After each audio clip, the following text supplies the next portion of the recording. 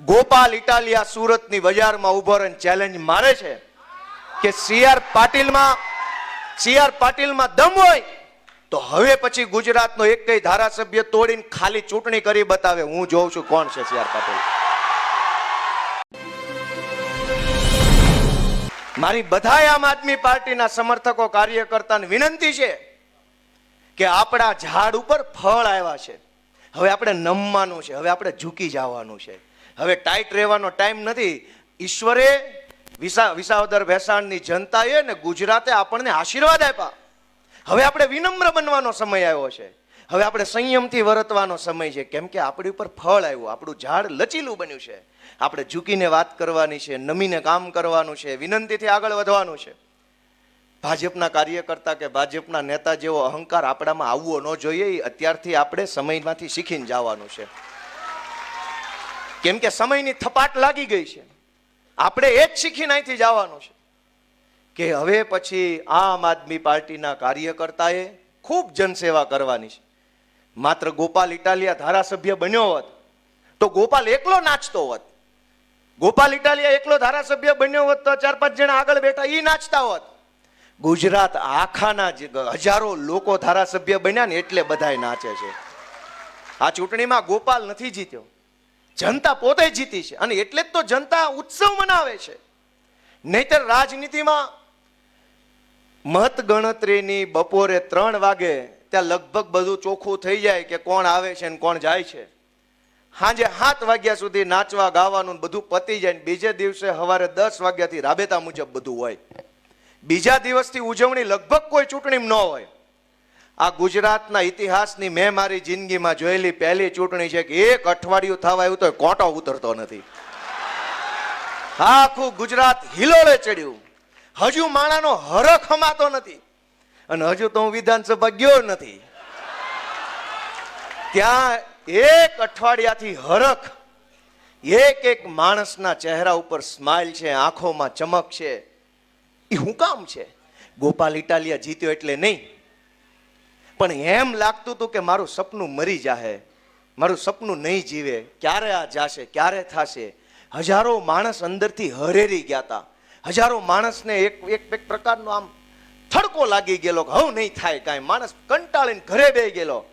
અને એમાં વિસાવદર વાળાએ આમ આદમી પાર્ટીના ખોડે એક કોડિયું પ્રગટાવ્યું ને એક જ્યોત જળગીને એ વાતનો રાજીપો બધાના ચહેરા પર છે. અને હજી તો એક કોડિયું હળગાયું, એક નાનો ટમટમિયો દીવો વિસાવદર વાળાએ કર્યો. પણ એ દીવાનું અજવાળું ગુજરાતના ખૂણે ખૂણે સુધી પહોંચ્યું છે. દોસ્તો, કેટલાય વર્ષોથી આપણે વાટ જોતા હતા કે ક્યારે થશે, કેમ થશે, કોણ કરશે. ગુજરાતની જનતાએ ઘણા અખતરા કર્યા પણ ફેલ ગયા અને હરેરી ગયા હતા. ખાલી ભાજપથી નહોતા થાક્યા, સામે જેમાં અખતરા કરતા ને એનામાંય થાક્યા હતા. ભાજપને તો ગુજરાત હરાવવા માંગતું હતું. અનેક એવા નેતાઓ આવ્યા, આમ તાકાતથી આમ કરીને ઉભા રહ્યા. ગામને એમ થયું આ હશે. જેવો દાવ લગાવ્યો તો ઘોડો પાણીમાં. કેટલાય એવા પાણીમાં બેહી ગયા જે ગુજરાતની જનતાને આંબા આંબલી બતાવતા હતા, ક્રાંતિ કરી નાખું, ભગતસિંહનો ચેલો છું ને છેલી છું ને એવું કરતા. કયા ગોડાઉનમાં ભાજપે પૂર્યા કોઈને ખબર નથી. લોકો ભાજપથી તો થાક્યા હતા, આવા ગદ્દારોથી પણ થાકી ગયા હતા. બે બાજુનો થાક હતો. અને આ થાક ઉતર્યો ને એની ખુશી આખા ગુજરાતમાં છે કે હવે થાક ઉતર્યો. ગોપાલ ઇટાલિયા તૂટશે નહીં, પણ ગોપાલ ઇટાલિયા ભાજપનો ઘમંડ તોડશે. એ વાતની ખુશી આખા ગુજરાતને છે. દોસ્તો, કે દિવસના ચાળે ચડ્યા હતા, ઉપાડો લીધો તો સીઆર પાટીલે.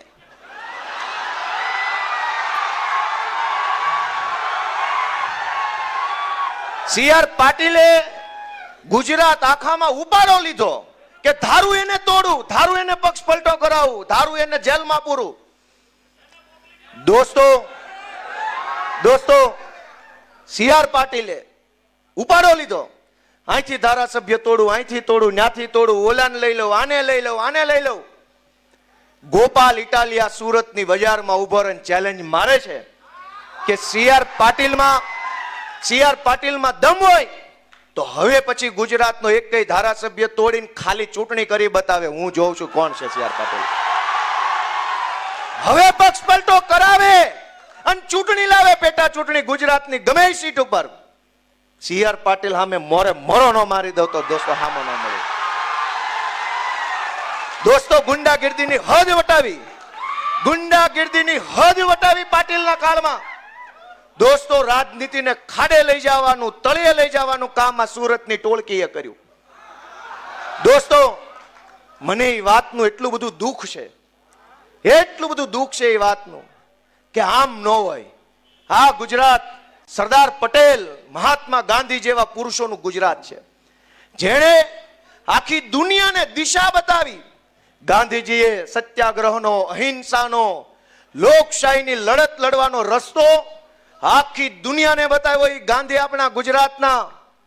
જે સરદાર પટેલે માણસને બળુકો બનાવવાનું કામ કર્યું, ખેડૂતો માટે સત્યાગ્રહ કર્યા, સરદારનું બિરુદ મળ્યું ખેડૂત માટે લડતા લડતા. ઈ ગાંધી અને ઈ સરદારના ગુજરાતમાં બુટલેગરોના હાથમાં સરકાર આવી, એ વાત ખટકે છે મને. ઈ વાત ખટકે છે કે ગાંધીનું ગુજરાત બુટલેગરના હાથમાં ન હોવું જોઈએ ભાઈ સાહેબ. અને અમે હાથ ઉપર હાથ રાખીને નિરાશ થઈને બેસી રહેવા વાળા માણસો નથી. અમે સંકલ્પ કર્યો કે કોઈ બોલે કે કોઈ ન બોલે, કોઈ લડે કે કોઈ ન લડે, કોઈને ફરક પડે કે ન પડે, ગોપાલ ઇટાલિયા, આમ આદમી પાર્ટી એ લડશે, બોલશે, અવાજ ઉઠાવશે ને બુટલેગરોને હટાવી જનતાનું શાસન લાવશે. દોસ્તો